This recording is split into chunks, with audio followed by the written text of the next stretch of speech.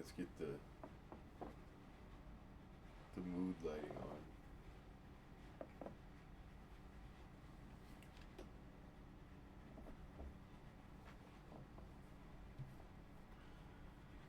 Alright, let's just get right into it, I guess. Apologies ahead of time. Wait, can this be played with a controller? I don't remember.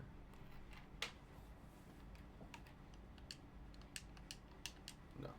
Okay. It'd been easier to sit back farther.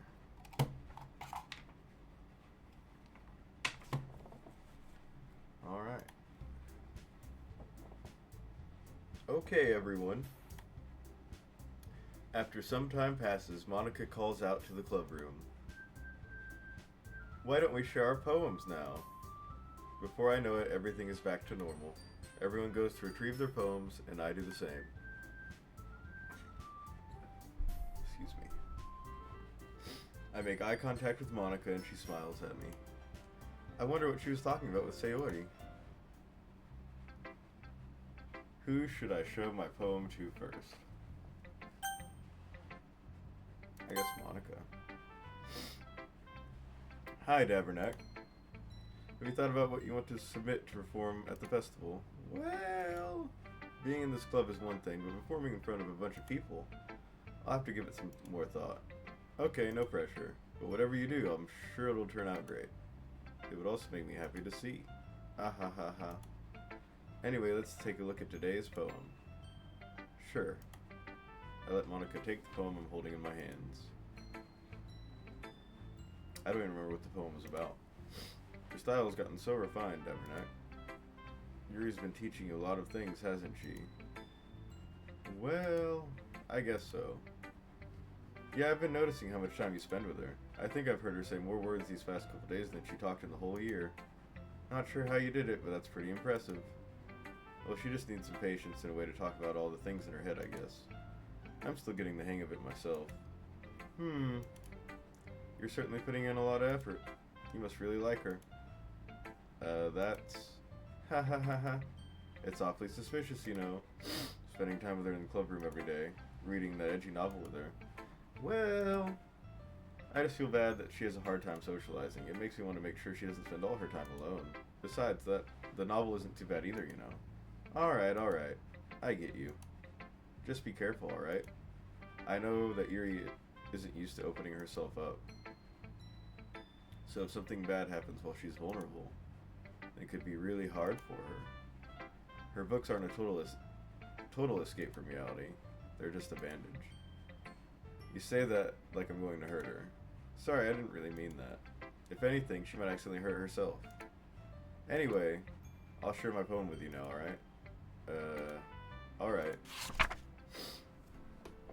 The Lady Who Knows Everything. I need some water. This is going to be a dry mouth situation. The Lady Who Knows Everything. An old tale tells of a lady who wanders earth, the lady who knows everything, a beautiful lady who has found every answer, all meaning, all purpose, and all that was ever sought, and here I am, a feather. Okay. Oh, it continues. Lost adrift, the sky, victim of the currents of the wind, day after day I search with little hope, knowing legends don't exist, but when all else has failed me, when all others have turned away, the legend is all that remains, the last dim star glimmering in the twilight sky. Isn't that misspelled?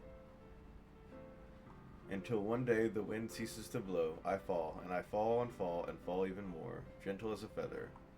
A dry quill, expressionless. But a hand catches me between the thumb and forefinger, the hand of a beautiful lady. I look at her eyes and find no end to her gaze. The lady who knows everything knows what I am thinking. Before I can speak, she responds in a hollow voice. I have found every answer, all of which amount to nothing. There is no meaning, there is no purpose, and we seek only the impossible. I am not your legend does not exist.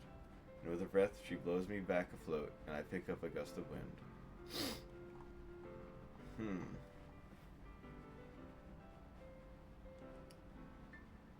Interesting.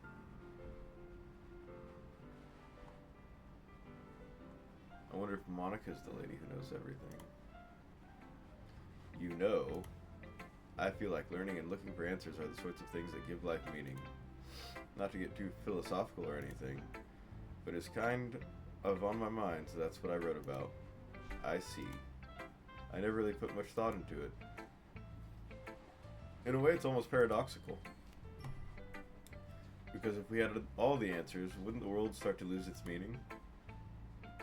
You know, there's one thing I noticed. It seems like everyone in the club prefers writing about things that are more sad than happy. Are you surprised? I mean, if everything was okay, we wouldn't really have anything to write about, would we? Humans aren't two-dimensional creatures. I think you'd know that better than anyone.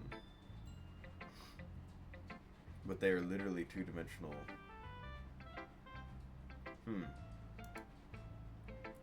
You mean one-dimensional?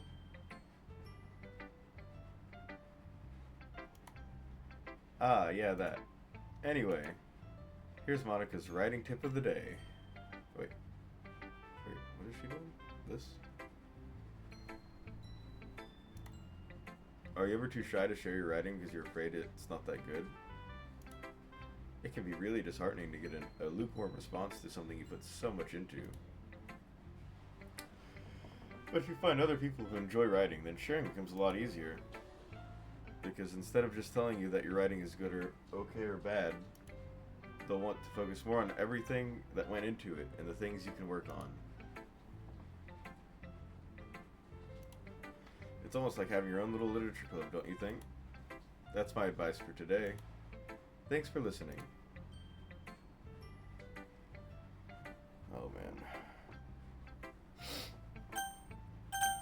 Let's get Sayori out of the way because she was really sad today. I remember that. It's nice, I guess. Come on, I can already tell you don't like it. Well, you don't need to worry about what I think. After all, you wrote this for someone else, didn't you? Probably Yuri. I didn't write this for anyone specifically. Maybe. That's not really what I meant, though. But it's okay.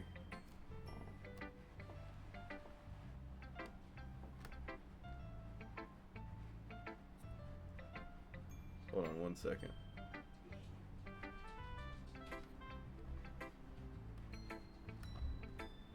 Anyways.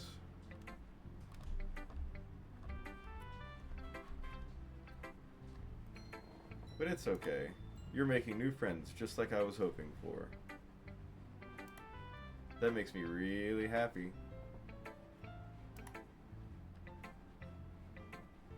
And you're happy too, right? In this club? Well, of course I am. Good. Oh wait, I'm not doing her voice. Oh shit. Okay. Sorry.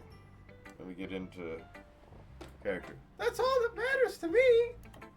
Thank you! Sayori, is there something wrong? Huh? No, nothing. I'm just a little tired today. Alright. Just tell me if you need anything. I will. Don't worry about me, okay? Oh, that doesn't sound good. You can go play with everyone else now. If you insist. Yay! I'm gonna go home a little bit early today. Sayori. Tell Monica I wasn't feeling well, okay? I'll see you tomorrow. Before I can say anything else, Sayori cheerfully walks out of the classroom humming to herself. Uh-oh. Alright, let's get this one out of the way. Yeah, no thanks. You didn't even... Next! Oh.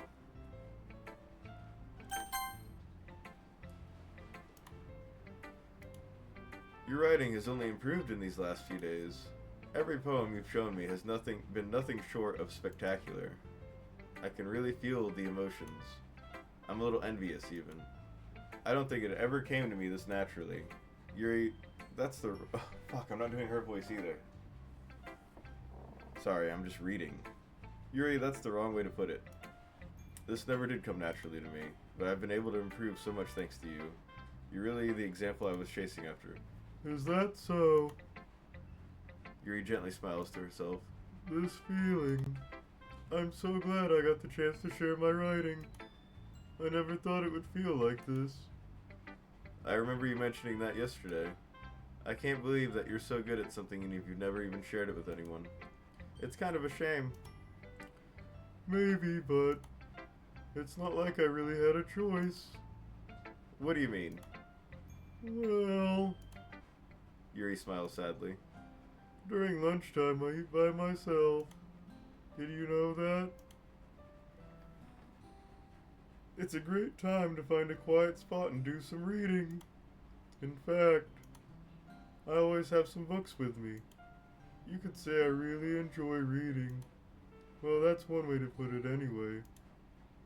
But books are so full of amazing and inspiring people. People you want to fall in love with. Or people you just know would make a really good friend. Cheerful people who always put a smile on your face. Or deep thinkers and problem solvers who discover the mysteries of life. So when you look at it that way, I'm surrounded by friends every day. You know? And those friends don't laugh at me. They don't tease me for spacing out all the time. They don't make fun of my body type. And they don't hate me for acting like a know-it-all. That's me. People say that about you? I'm not a know-it-all. It's the opposite. I don't know anything. I don't know how to talk to people. I don't know how to make people see me as normal. I don't even know how to make myself happy. I have all these feelings. And all I can do with them is read and write. But it wasn't until now that I started sharing it with you that I really understand what was missing all this time.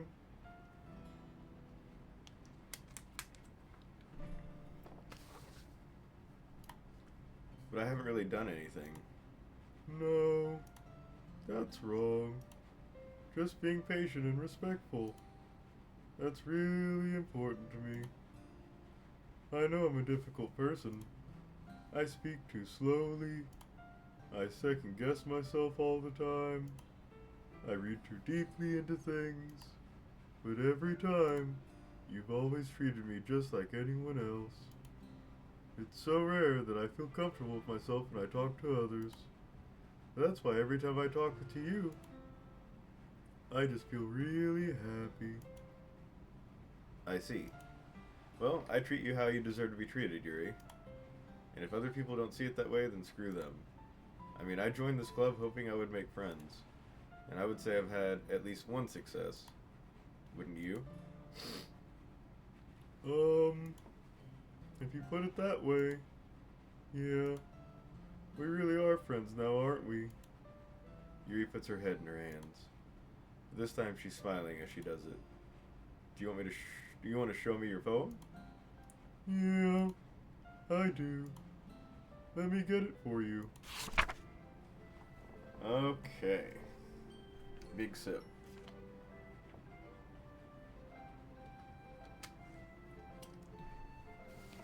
Ghost Under the Light, Part 2. The tendrils of my hair illuminate beneath the amber glow. Bathing in the distance, a blue-green light flickers. A lone figure crosses its path, a silhouette obstructing the eerie glow. My heart pounds. The silhouette grows closer, closer. I open my umbrella, casting a shadow to shield me from visibility. But I am too late. He steps into the streetlight. I gasp and drop my umbrella. The light flickers, my heart pounds. He raises his arm. Time stops. The only indication of movement is the amber light flickering against his outstretched arm. The flickering light is in rhythm with the pounding of my heart, teasing me for succumbing to this forbidden emotion. Have you ever heard of a ghost feeling warmth before? Giving up on understanding, I laugh. Understanding is overrated. I touch his hand, the flickering stops. Ghosts are blue-green, my heart is amber. Huh.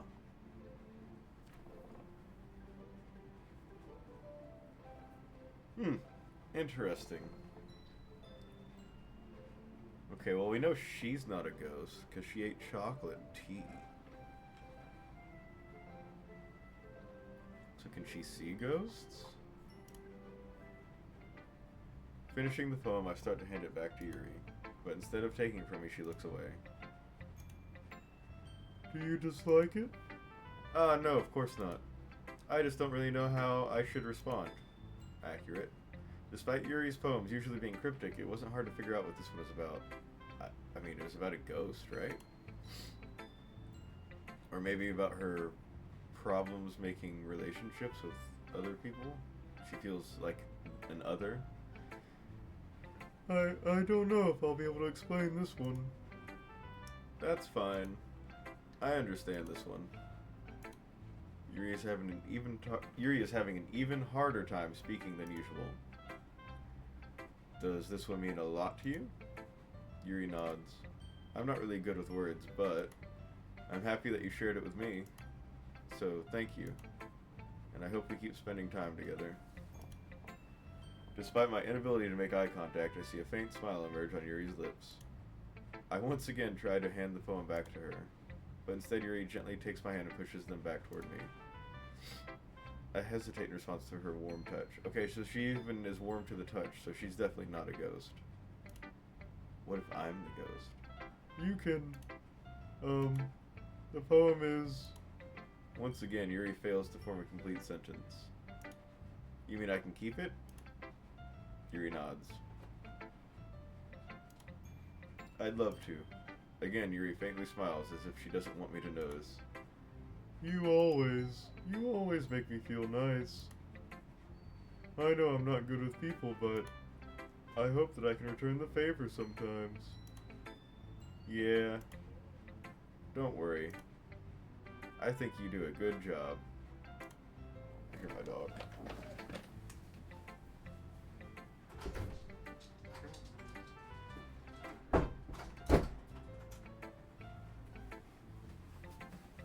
Alright. Yuri finally turns back toward me. I guess we should move on before Monica says something. But I'm sure we can talk again later. Yeah, I'm sure we will. With that, Yuri timidly smiles at me and I return to my seat so I can put her poem away. Okay, you three. We're all done sharing poems, right? Why don't we start figuring out... Hold on a second. Oh, wait. That's not Natsuki's voice. Hold on a second! Sorry. I'm not used to talking this much.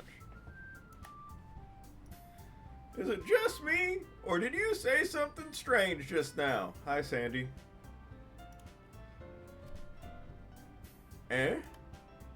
Something did sound a bit unusual. That's right. You deviated from your usual catchphrase when addressing the club. Catchphrase? I don't have a catchphrase. Jeez! Why is this mood so weird today? Look, even Yuri isn't immune to it. Stagnating air is common foreshadowing that something terrible is about to happen. In your books, maybe. Look, the only thing different is that Sayori isn't here. Oh, it seems you're right. Sayori will always helps lighten the mood a little bit, doesn't she? It's almost like everyone's balance is thrown off a little when she's not around. Where the heck did she run off to anyway? I thought she just went to pee. Natsuki, please show some decency. Oh, come on! She actually wasn't feeling too well and went home early. Is that so? I hope she's alright. Is that foreshadowing? Seriously? All of the times not to go home with her, and you pick the time she's not feeling well? So much for you two being all lovey-dovey. No.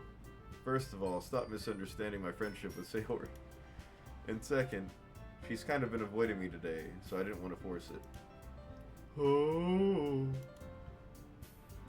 That curious expression coming from Yuri, of all people. Calm down, guys. I talked to her earlier, and everything is fine. What did she say? Anyway, we need to figure out the rest of the festival preparations, so let's decide what everyone will be doing this weekend. Alright. I already know what I'm doing! That's right. Natsuki will be making cupcakes. Yep. But we might need a lot of them, and different flavors. Can you handle that all by yourself, Natsuki? Challenge accepted! And as for myself, I'm going to be printing and assembling all the poetry pamphlets. Sayori will be helping me design them. And as for Yuri, you can...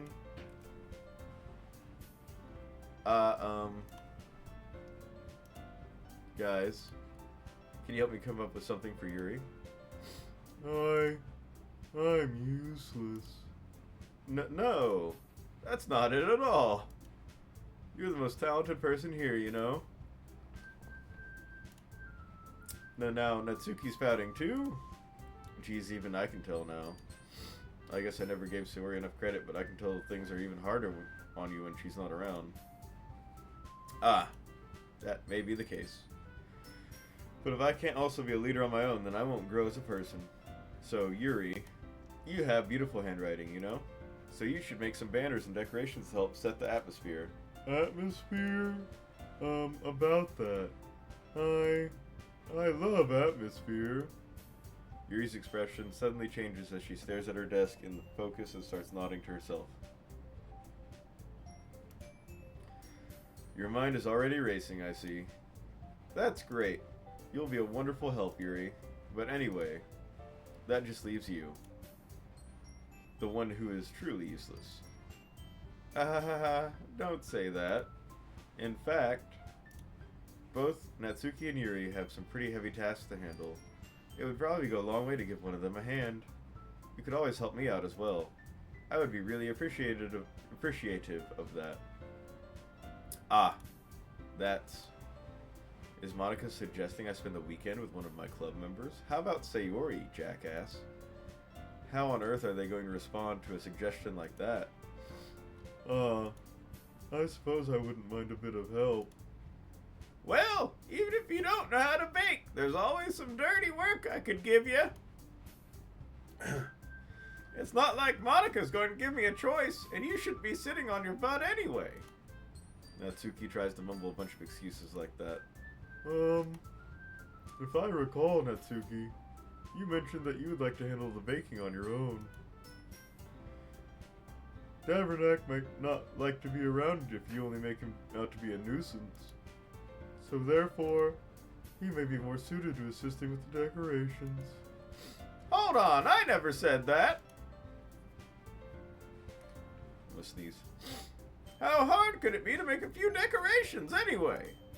Sounds more like you're just making excuses for Davernak to... Well, what are you saying? It will be extremely meticulous work. And baking isn't? Just what do you think? Guys, let's settle down for a moment. In the end, I think it's up to Davernak to decide how he'd like to contribute. Besides, he hasn't really gotten the chance to spend any time with me yet, you know? So I'm sure he's interested in... You literally just said! I'm surprised as well. Sorry. I was just saying, though. Jeez! Can't we just settle this already? Yeah. You're okay with this, right? In the end, it's up to you. Of course. Very well. In that case, everyone looks straight at me. But of course, I'm going to go with... Sayori. I mean, if it's going to be anyone, then I prefer helping Sayori. I mean, we're already neighbors and... But Monica said... Monica said that Sayori was helping her! Jeez! Do you really hate us that much? No. Sorry, I didn't mean for this to be so difficult. Alright. Well, I'm not doing the prospector voice all day. Well, I'll probably be the most useful helping out Yuri. Me? Are you serious? Why would you? Natsuki. I can already tell you're about to say something mean. No. I was just saying. So you'll be helping Yuri then, Davernak. Yeah. That's what I'm going to do. I'm glad. I have a bad habit of overthinking these sorts of things. So I think your assistance will be very useful. That's great to hear. Natsuki, will you be able to handle the baking yourself? I mean, yeah. I already said I would be fine. Okay. Everyone can tell that Natsuki is feeling a little sour. So, is that everything we needed to go over? Yeah, that should be about it. Are you guys excited? Well, excited might not be the right word, but I suppose I'm looking forward to it a little bit. Do you feel the same way? Me? I guess you could say I'm interested to see how it'll turn out. That's good enough for me. What about you, Natsuki? Natsuki. What? Why is everyone yelling at me? I didn't even do anything. No. That's not what I meant at all. Yuri anxiously glances between everyone in the room. I'm sorry for this. I don't really know why he picked me. And also, your cupcakes are the best cupcakes I've ever had. They go really well with my tea. And nothing that I do for the event will compare to that, so... I get it. I'm kind of surprised, though. Why? Well, I'm the one acting immature. I already know that. But you're trying to cheer me up all of a sudden. I know, I'm not very good at it. I'm sorry if I said something bad. Natsuki isn't the only one surprised. Monica and I are also taken aback by Yuri's words. When she already has trouble with words, trying to cheer someone up must be far out of her own comfort zone. But I begin to understand. Yuri was trying to sound like Sayori.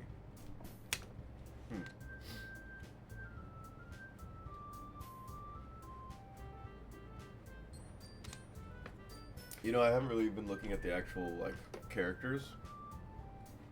Can y'all see my mouse? Yes, you can, okay. If you notice Exhibit A,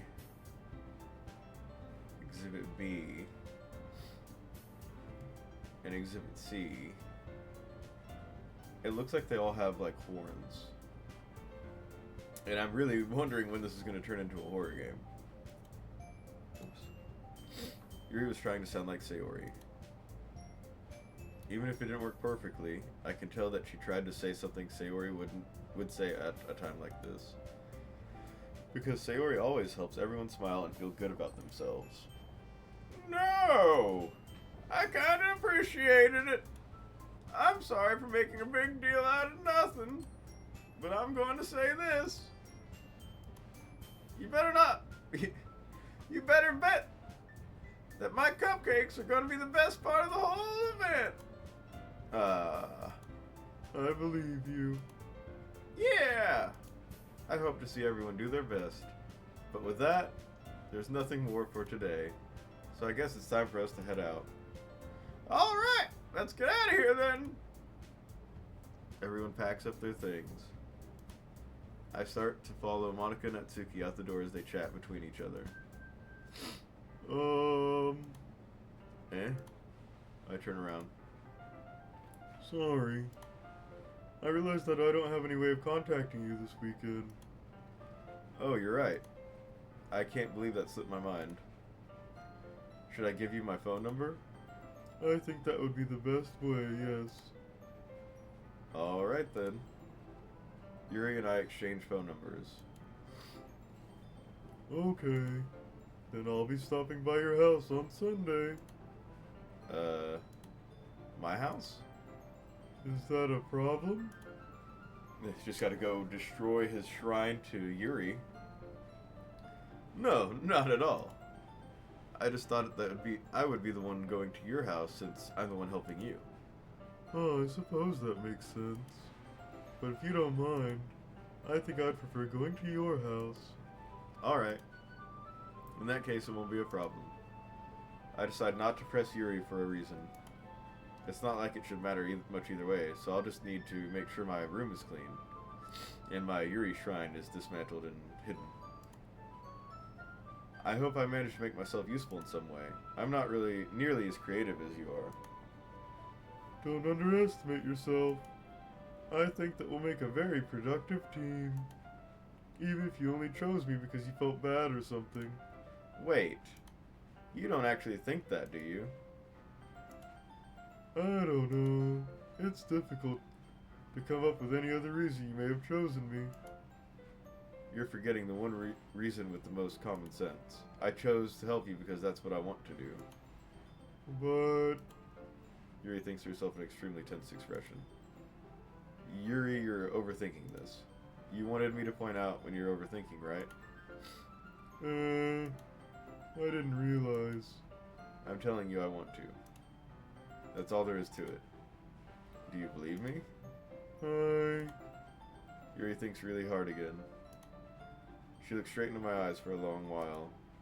I believe you. As if it took her tremendous effort, Yuri finally says that and relaxes her expression. I'm really looking forward to Sunday. Yeah, I am too. After that exchange, I make my way out of the door and Yuri follows. I can't believe this. Yuri is going to be coming to my house on Sunday?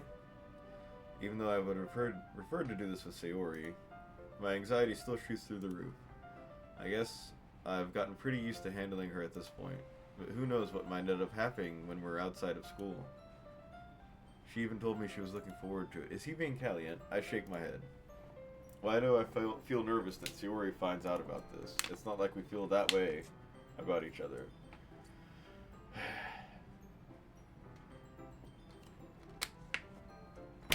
Not the caliente. Yeah, he's caliente. But I think we established in episode 1 that this guy has a whole like stack of like porn in his room or something. Besides, like Monica said, this is about the club. I have nothing to worry about. If I just go with it, then I'll have a good time. It's already Sunday, so I never even checked on my friend that's my next door neighbor. I've been getting increasingly anxious about Yuri's upcoming visit. I keep telling myself there's no reason to be nervous, but it doesn't help much. Yuri is clearly an introvert, and also an intimate person in general. There's no doubt that she'll open up a little bit when it's just the two of us. Meanwhile, we've been texting occasionally. She was extremely apprehensive at first, but it wasn't long before I was already learning more about her. But putting Yuri aside, I haven't heard a thing from Sayori since she left club early the other day. It's not like we text each other all the time or anything, but I've been worried about her in the back of my mind. Why don't you text her and say, hey, you okay? You good? Like, fuck, this guy sucks. Between what Sayori said and what Monica said, is it really okay for me to put Sayori's feelings aside when she might need me? No. I decide to visit Sayori before Yuri comes over. Rather than asking, I simply tell her I'm coming over much like we've done in the past. Once I reach Sayori's house, I knock on the door before entering it myself. So the door is unlocked? Again, we used to play so often that we've made it a habit of simply entering each other's houses like we were family. The house is quiet. Sayori isn't anywhere on the first floor, so I assume she's up in her room. It's already strange of her not to run down and greet me. I head up to her bedroom where I finally find her. Sayori? Hi, Davernet! I sit down in her room. Sayori forces a smile, but it's easy to tell that she's different. There's a minute of silence between us. You haven't come over like this in a long time, have you? I guess you're right. It has been a long time. Not much has really changed, has it? Sayori's room is as messy as it's always been. I also recognize the same stuffed animals and wall decorations that she's had for years now. If you came over more often, it wouldn't be such a mess. That's because I end up cleaning it for you. How come you suddenly wanted to come over today?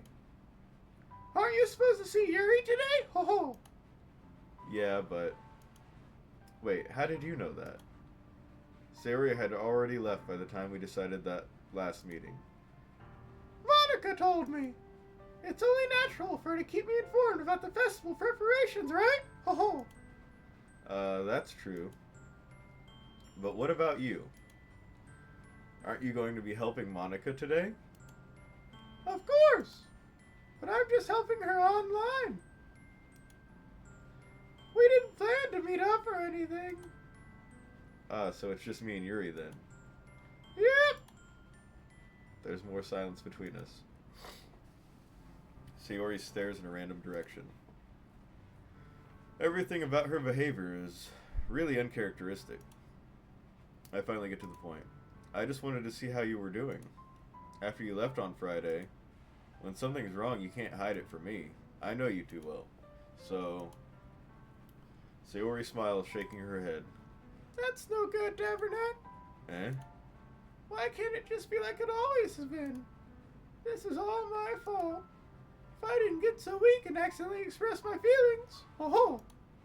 If I didn't make that stupid mistake, ho-ho! Then you wouldn't have been worried about me at all, ho-ho! You wouldn't have come here. You wouldn't have even been thinking about me right now. But this is just my punishment, isn't it?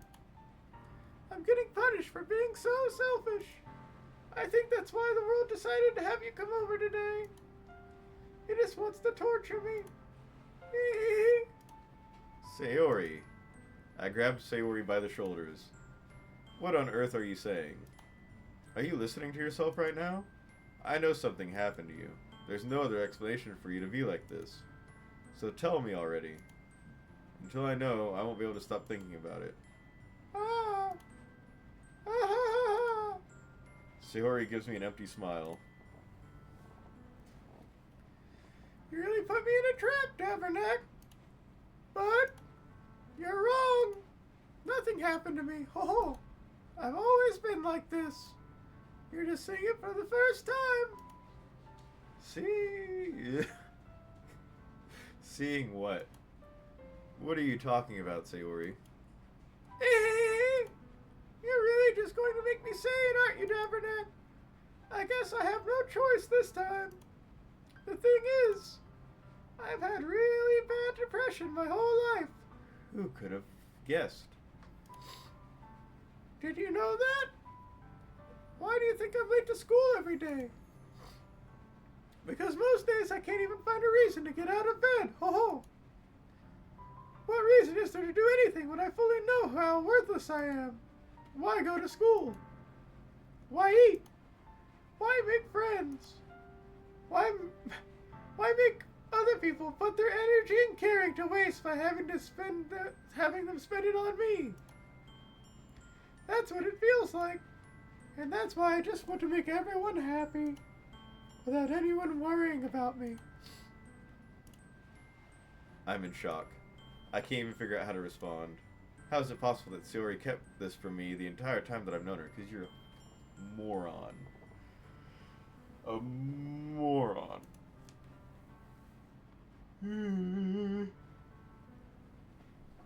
Did she really want so badly for me to just not think about her? Why, Sayori? Why is that you've never told me about this? It almost feels like I've been betrayed as your close friend. Because if I knew, I would have done everything I could to support you. Even if there's only so much that I could do. I would have tried a little bit harder to make every day a little better for you. That's why I'm your friend. All you had to do was tell me. You don't understand at all, Daverneck. Why do you think I didn't tell you? Because if I told you, then you would have to waste effort caring about me instead of doing important things. I don't want to be cared about. It's bittersweet when people try to care about me. It feels nice sometimes. It also feels like a bat being swung against my head. Ah! That's why I wanted so badly for you to make friends with everyone else. Helping everyone be happy together is the best thing for me. But then I discovered something else too. Seeing you make friends and get closer with everyone in the club feels like a spear going through my heart. So that's why I decided the world just wants to torture me. Every path leads to nothing but hurt. Ha ha ha. You're right. That I don't understand. I don't understand your feelings at all, Sayori. But I don't need to understand. Whatever it takes for me to help you stop hurting, that's what I'll do. No, Davernack. There's nothing. Nothing at all. The only thing that could have helped is if everything could be like it always was. But I was selfish. I finally showed you what a horrible person I am. Tears streaked down Sayori's face. I made you join the literature club because I was selfish. And I was punished by my heart hurting in a way that I couldn't understand. And now you came here and I made you hurt too. I'm just weak and selfish. Oh, that's all I am. And that's why I'm going to accept these punishments. Because I deserve every last one. Without thinking, I want to grab Sayori's shoulders. This time I pull her into a tight embrace. Ah! Sayori, I don't care if you feel selfish. I'm really happy that you convinced me to join the club. Seeing you every day makes it worthwhile enough. If I make friends with everyone else, then that's just a bonus. But please never underestimate how much I care about you. I wouldn't have it any other way. Davernack. Sayori isn't hugging me back. Despite my arms being wrapped around her, Sayori's arms remain at her sides. She starts sobbing next to my ear. No! Don't do this to me. Please don't do this. Sayori barely manages to speak between her sobs. I don't know if I'm doing the right thing, but all I want is for her to know that I care. If you have it in you to call yourself selfish, then you have to let me be selfish too. No matter what it takes, I'll figure out what needs to change. I'll make these feelings go away, and if there's anything that you need me to do, then you better tell me. I'll get mad if you don't. I don't know. I don't know. I don't know. Gently, Sayori finally puts her arms around me in return. I don't know anything. It's all really scary. I don't understand any of my feelings, Davernack. The only time I'm not feeling nothing is when I'm feeling pain. Oof. But your hugs are so warm. And that's really scary too.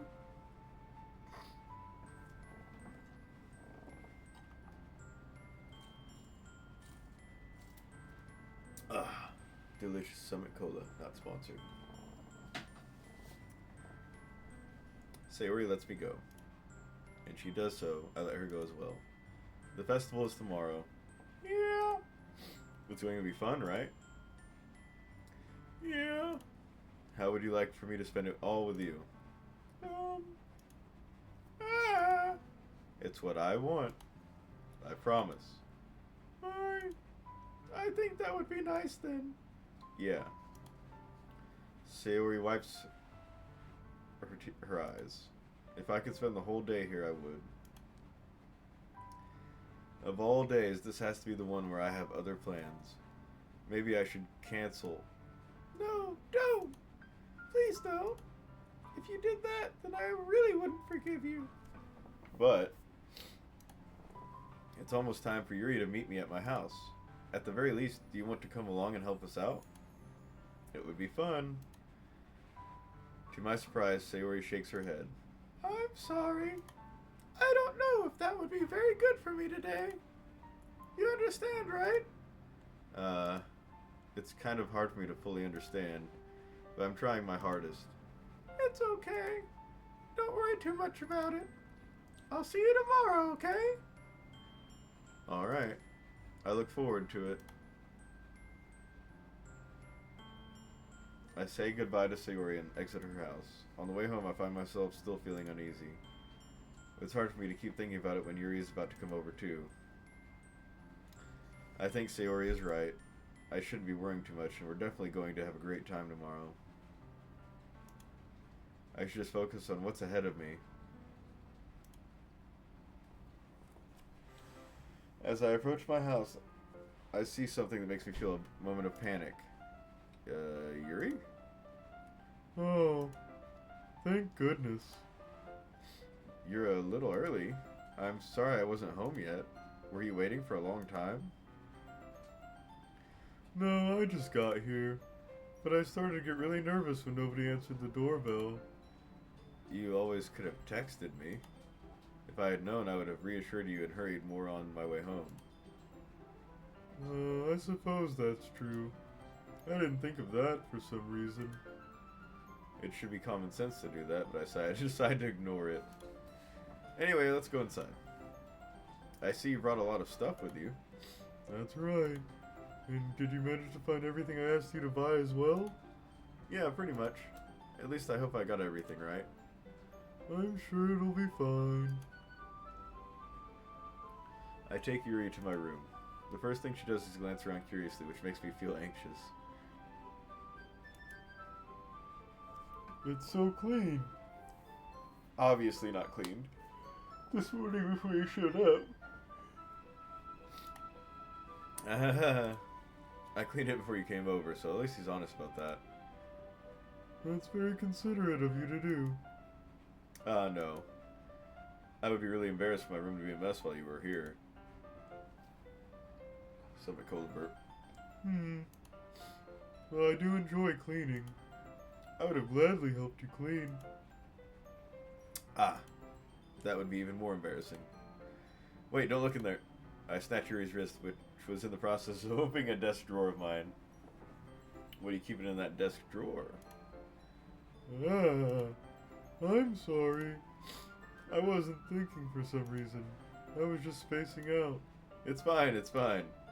I let go of Yuri's wrist. She puts both of her hands firmly in her lap, as if making sure she's keeping track of them. So, should we get started? Yeah. I have a few things planned that you can help with. Decorations and other atmospheric enhancements. Atmospheric enhancements? You know, mood lighting, aromatherapy candles. Oh, wow. I didn't know you planned on taking it that far. Of course. I want to help take our guests to a faraway place, although many will stop by just out of curiosity. And for cupcakes, I guess. I'm determined to provide an experience that will leave them wanting more. That's great. It's easy to forget that you're a pretty intense person. Huh. Intense? I guess that's the best way to put it. Is that a bad thing? No, not at all. It's something that I like about you, actually. Is that so? That makes me feel relieved. And kind of happy. Yeah, no need to be so anxious. You can relax a little. Relax? I brought some things for relaxation.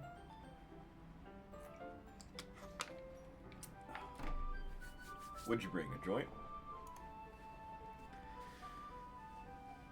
I was going to use them during the poetry event.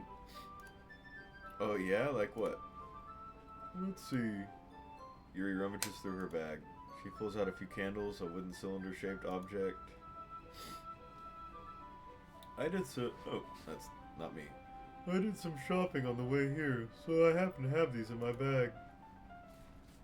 I plan to cover the windows in black paper and use the candles to light the room. I think that would be amazing, don't you? Yeah, that would be really neat. What's that wooden thing, though? Oh, this? It's a diffuser for essential oils.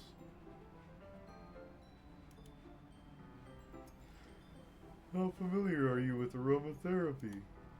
Not familiar at all. Oh, is that so? It's one of my favorite contributors to a positive atmosphere. Depending on the oils or herbs you choose, you can change the mood of the air itself. You can even feel it permeate through your body. Relaxation, positive energy, romance, reflection. It's almost like magic.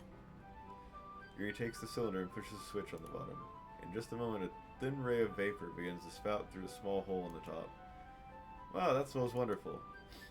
What kind of mood is that one for? This is a jasmine essential oil. It smells like a sweet and it smells a little sweet and flowery, right? Boo, I scared you? Nothing scary has happened yet. Yeah, that's a good way to describe it. I chose jasmine for the event because it provides more than relaxation. Jasmine enhances your emotions and helps you feel them flow through your body. You feel warmer and your heart pounds more heavily. Don't you think that will be perfect for sharing our poems? It does sound suitable, but you seem to know a lot about this, so I'll trust your opinion with anything. Yuri smiles gently, clearly enjoying herself. She again reaches into her bag and pulls out several spools of thin ribbon. What are those for? Well, did you purchase the origami paper I asked you to get? Yeah, I have it over here. We won't be using the paper for folding origami. What I'd like to do is write a different word on each paper. We'll need about 100 of them. Oh yeah? What will those be used for?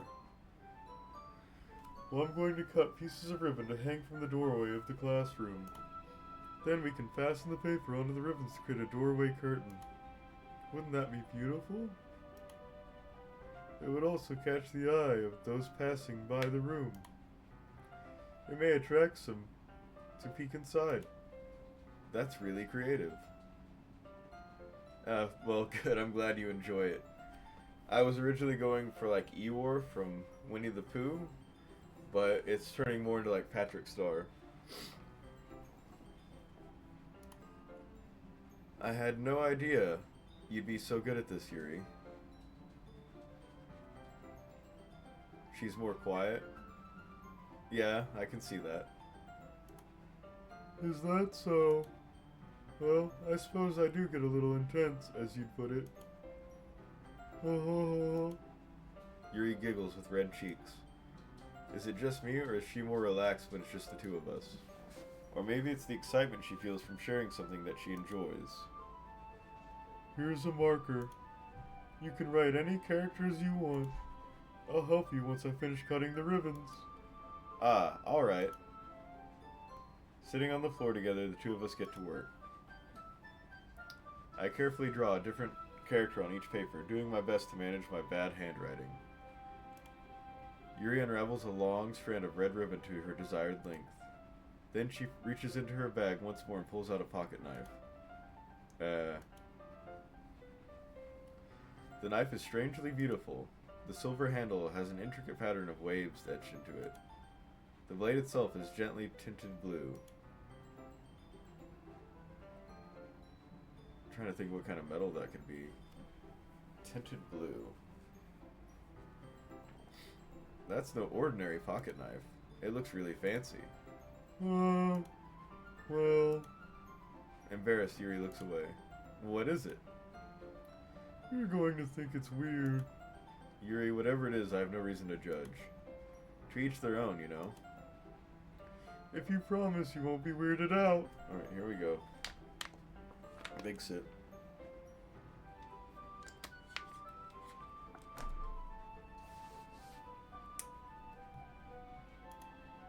Yeah, I promise.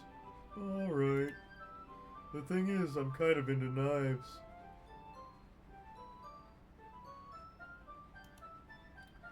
They're just so pretty. Excuse me.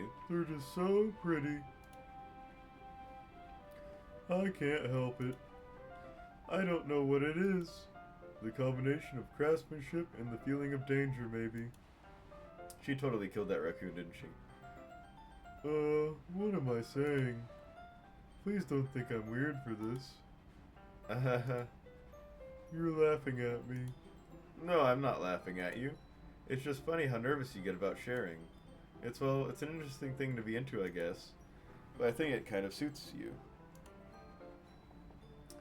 Suits me? Yeah, it's kind of intense. Haha. Kind of edgy. Hmm? She likes all the edgy words. Besides, it's a really cool looking knife. I can't deny that. It is, isn't it? Yuri relaxes her expression once again. Would you like to hold it? Stabs me in the sternum. Here, hold this.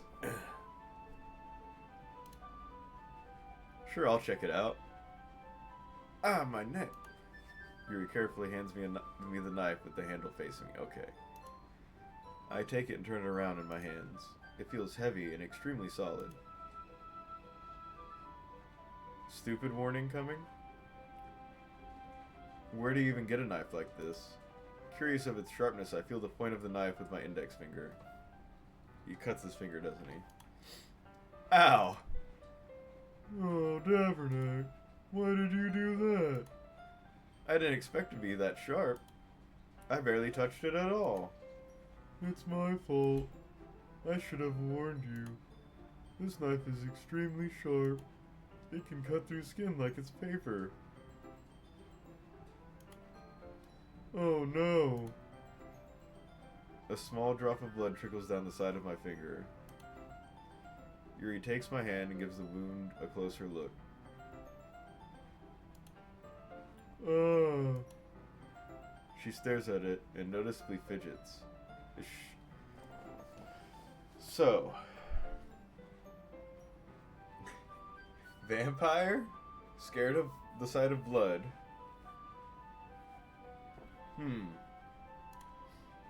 If you're squeamish, I'll go wash it off now. Ah.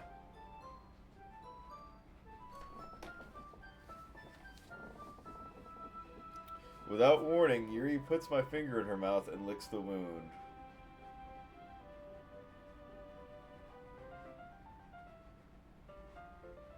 What? What in the world? I feel her tongue curl around my finger. Startled, I instinctively pull my hand back. Oh. Please forgive me. I wasn't thinking. Yuri lowers her head, her face burning up. Yuri. Wait, didn't he say in the last episode that, like, when they were, like, shoulder to shoulder,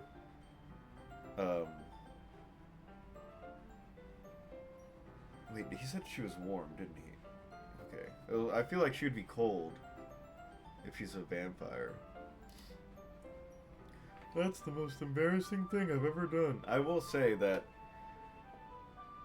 unless she's actually a vampire and I'm like dead on, putting somebody else's cut, bleeding finger in your mouth, it's not exactly that it's weird. I only have 40 minutes left of the game. I might finish it today then.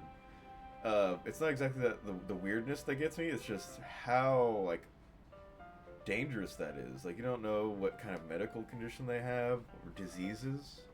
I mean, I guess they're teenagers, but still, they could have, like, you know, had anything. Plus, isn't, like, can't, like, drinking somebody else's blood that you're not the same blood type of or something, like, make you really sick anyway? That's the most embarrassing thing I've ever done. How could I do something like that? I'm sorry. Ah. Sure, it was a little weird, and it took me by surprise. But it's also his kink. But I guess she was just trying to help, right? Yuri, I think you're overreacting a little. She doesn't lift her head. What if she doesn't recover from this for the rest of the afternoon? Alright, you know what? This might be a stupid thing to do, but I do it anyway. I take Yuri's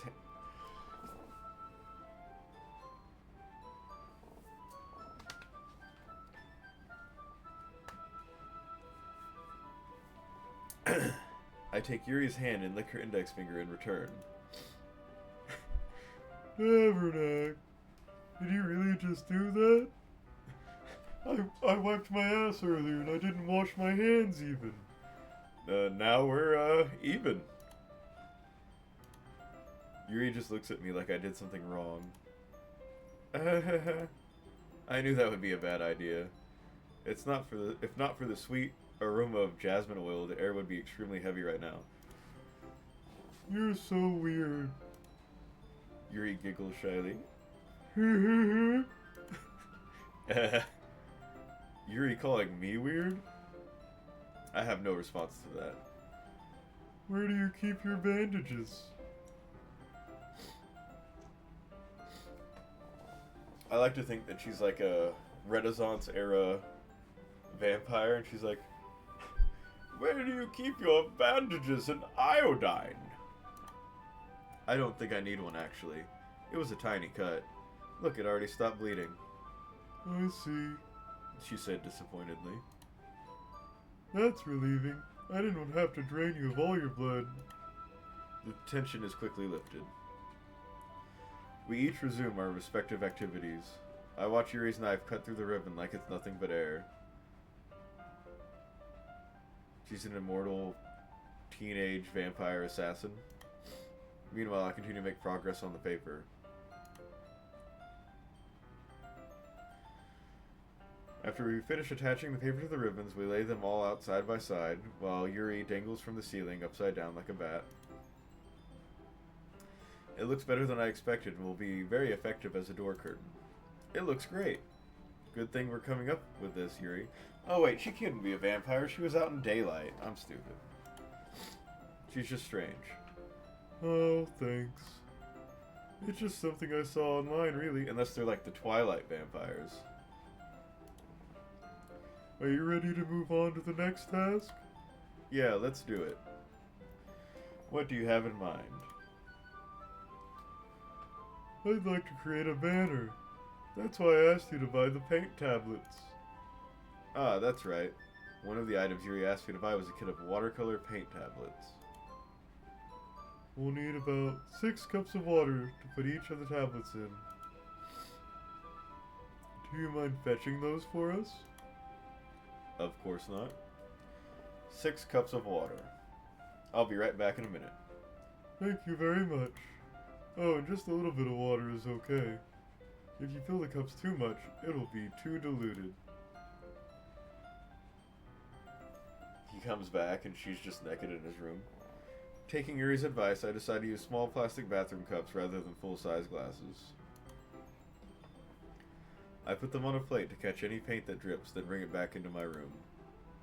Yuri? Yes? She pops out of drops down from the ceiling. I come in to see Yuri quickly unrolling her sleeve, pulling it back over her arm.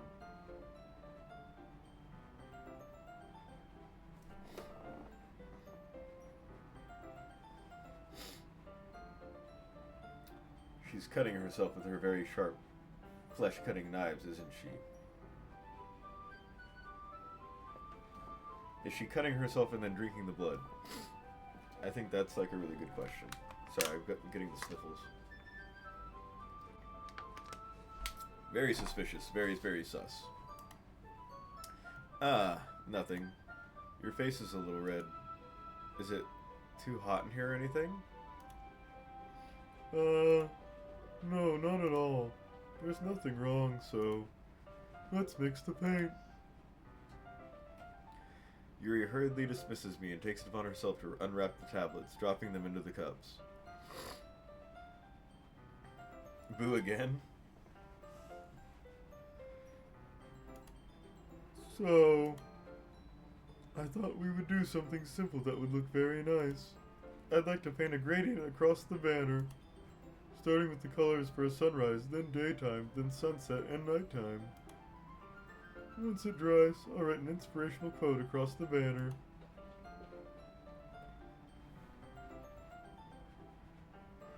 We can hang it on the wall behind the podium at the front of the classroom. Ah, neat. What are you going to write? Well, it'll be more fun to surprise you. Yuri smiles at me. If you say so.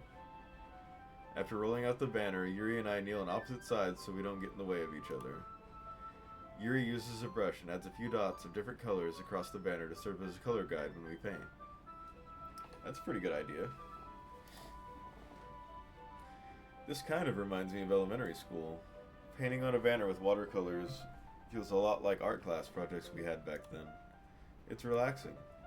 I'm sorry if this feels too childish. No, I didn't mean that at all. It's kind of fun, you know? Yeah, it is fun. I'm glad you feel that way too. Yuri... I almost read that in her voice. Yuri stops painting for a moment, thinking to herself. For me, I don't need to go out and do crazy things to have fun. In fact, I usually don't even want to. I just like when I can spend time with one other person. Even if it's something simple like reading, it doesn't even matter if we don't talk much. Just having a friend next to me makes things a little bit nicer. I think that's all it takes for me to be happy. Is that so? Even if Yuri and I are quite different, I can understand where she's coming from. I feel that way about things like anime and games, where simply sharing the experience of someone can make me happy. That is very true. Playing games with friends is a lot better than playing most games by yourself. Given there are examples like, single player games, like, I don't know, older Grand Theft Autos, Skyrim. What's a modern game that's single player? Maybe Oblivion Remastered. But most of the time it's fun with friends. More fun with friends. I think I feel the same way. Yuri smiles gently.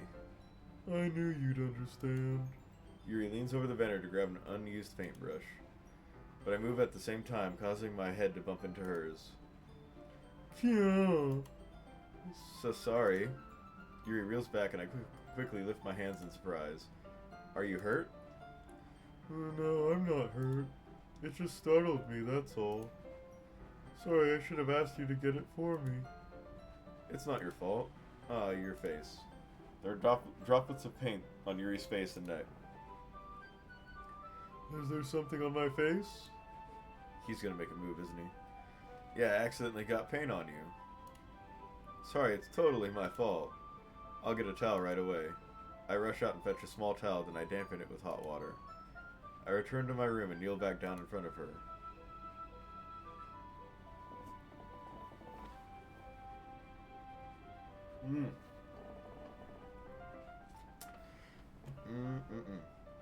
Here.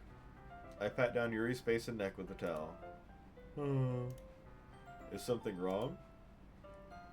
It's hot. I just didn't expect it. Sorry. I didn't want to use cold water.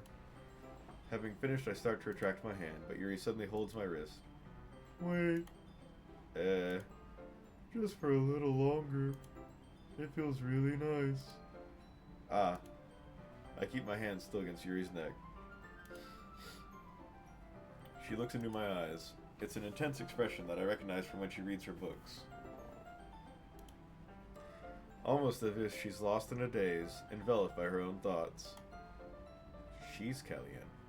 She breathes gently, half through slightly parted lips.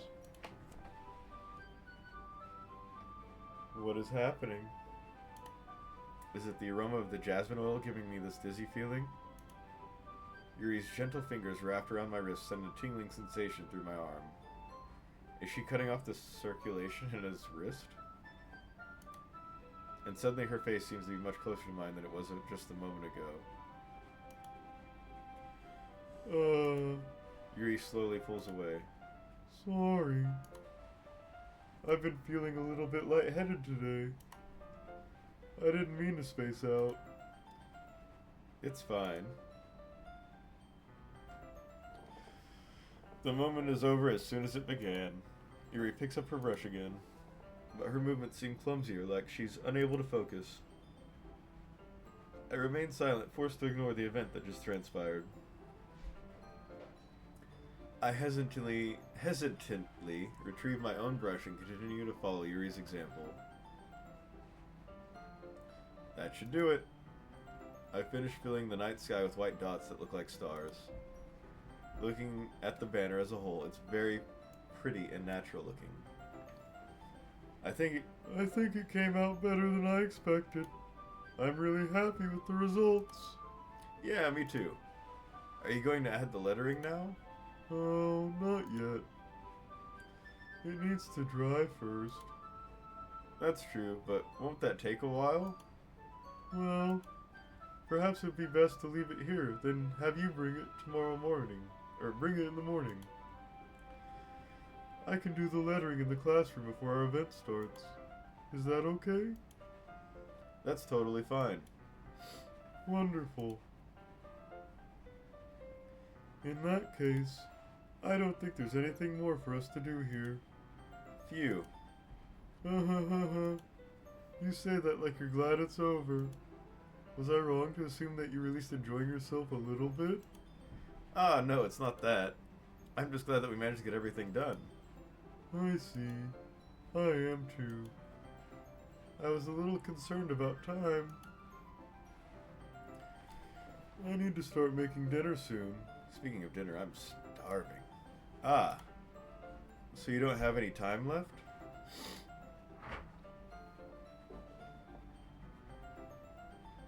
What was that? I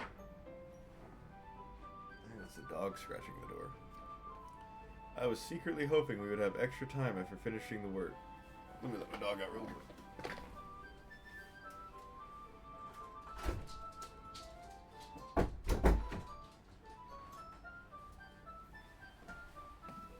I was secretly hoping we would have extra time after finishing the work. Well, Yuri thinks to herself. I think it would be too irresponsible of me to wait much longer. I'm sorry. I was hoping there would be more time as well. It's probably my fault. Sorry for being such a slow worker. No, it's not your fault at all. And the important thing is that we got everything done, right? Yeah. So, I shouldn't be disappointed or anything. Gathering all her things, Yuri seems to look a little downcast. I understand why. It sounded like she really gets the opportunity to spend time with friends in a relaxed environment.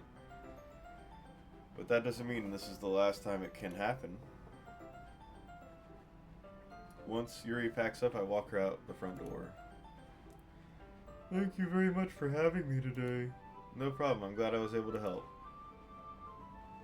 Just let me know if there's anything else you need me to bring tomorrow. I will. Well then, Yuri fidgets. I guess I'll see you tomorrow. Wait. I kind of say that without thinking. About today. It's fine that we didn't have as much time as we wanted, because we can do this again. Whenever you want, you can come over, or we can go out somewhere. Oh, I forgot you don't like going out much. As I stumble over my words, Yuri simply smiles bashfully. Anyway, you know what I'm trying to say, so... You were very thoughtful, Davernack. Yuri takes a step closer to me, then briefly squeezes my hand. I kind of like that about you. Well, how am I supposed to respond to that? But I don't even get a chance to, as Yuri suddenly pulls back. Sayori? Eh? Alright, here we go.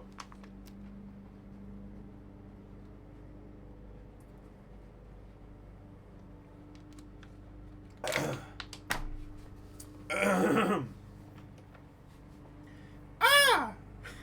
Fuck. Hi, Davernack! Sayori, just now we weren't... It's okay, Davernack. I just stopped by to say hi. Well, it's nice to see you. I'm sorry, but I'm already on my way to leave. Oh, really? That's too bad. I'm sorry. But we'll all be together at the festival tomorrow, so that's fine, right? Of course. Ho ho. Sayori beams. Yeah, so I'll see you tomorrow. Clearly embarrassed, she like zoomed off the screen. Yuri hurries off.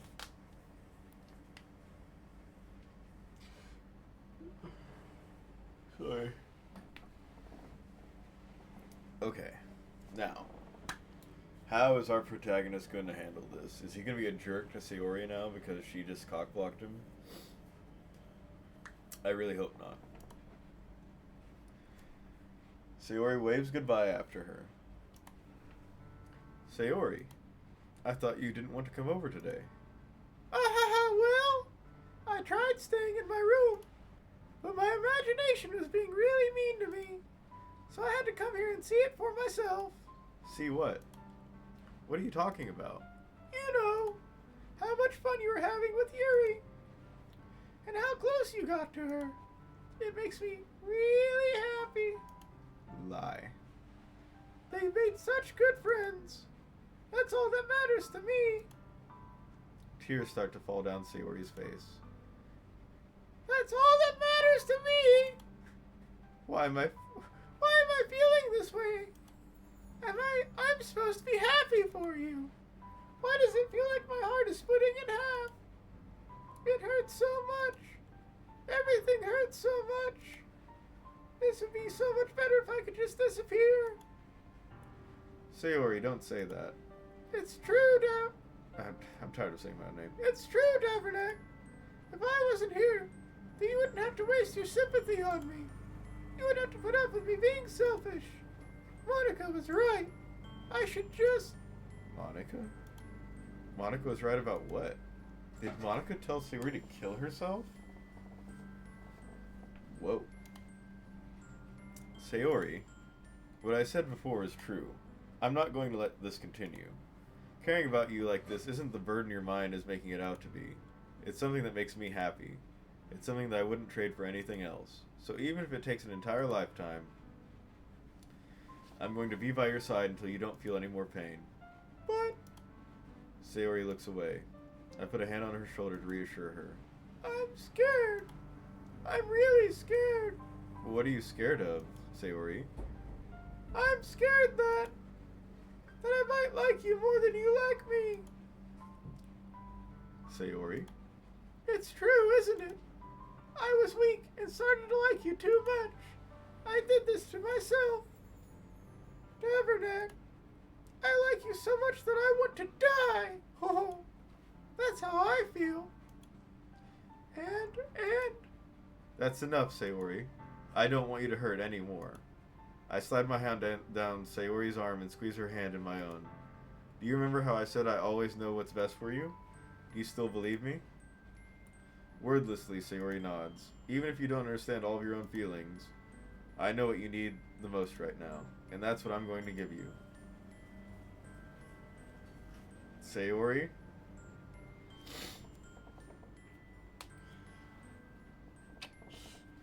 Oof. I mean, this one is the truth, right? But do we say this? And he's not saying, oh, I don't know. I love you is pretty fucking clear that he, like, is in love with her. But I also don't want her to kill herself. Okay, we're gonna go with I love you.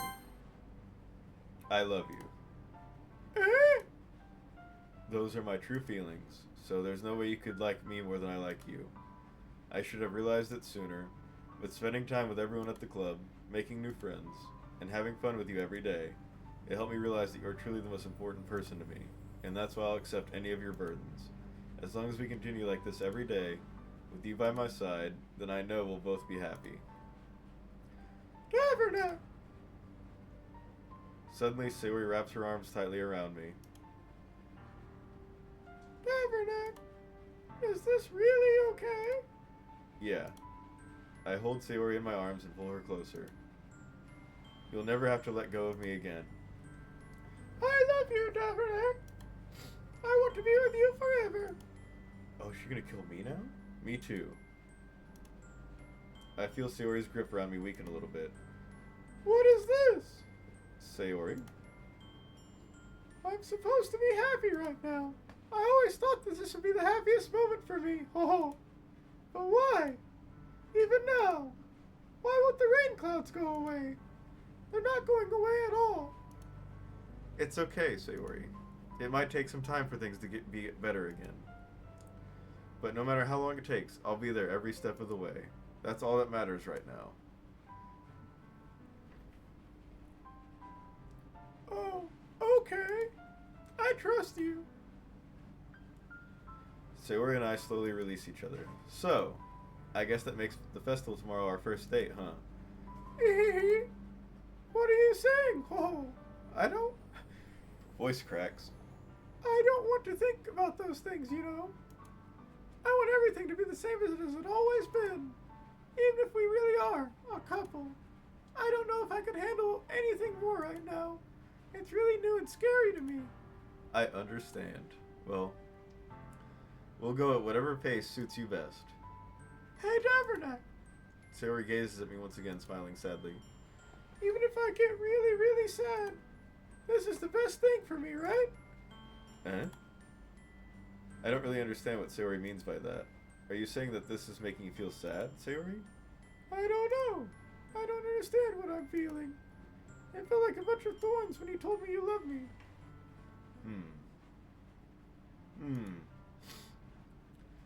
But that's why I want to trust you. You know what's best for me. Yeah, I do. That's my promise.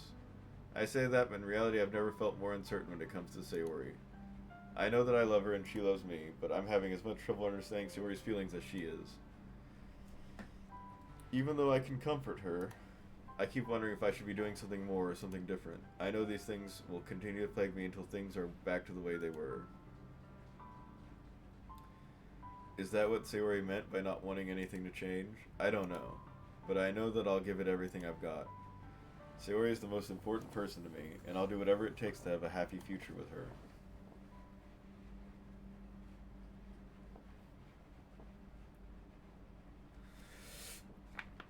Well, buckle up.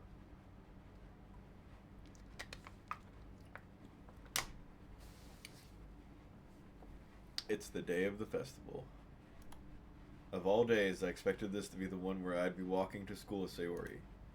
But Sayori isn't answering her phone. I considered going to her house to wake her up, but decided that's a little too much.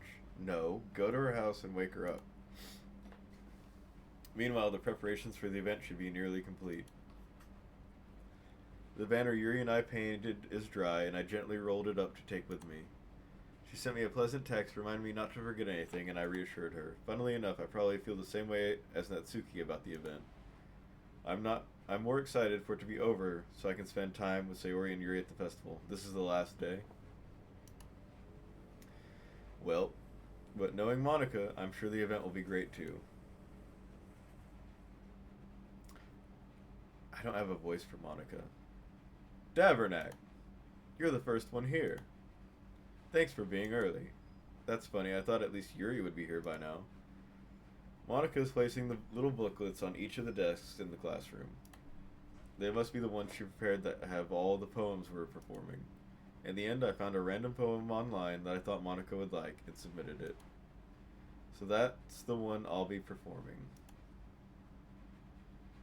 I'm surprised you didn't bring Sayori with you. Yeah, she overslept again. That dummy. You sure overslept. You'd think that on days this important she'd try a little harder. I say that, but I suddenly remember what Sayori told me yesterday, and I suddenly feel awful knowing it's not nearly that simple for her.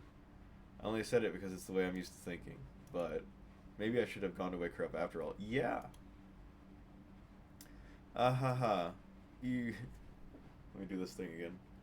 You should take a little responsibility for her, Davernack. I mean, especially after your exchange with her yesterday.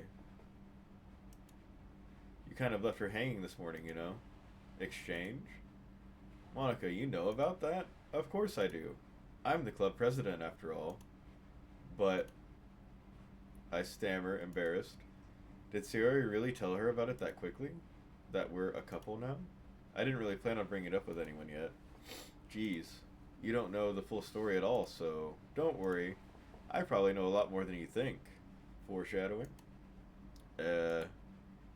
Monica is being as friendly as usual, but for some reason I felt a chill down my spine after hearing that.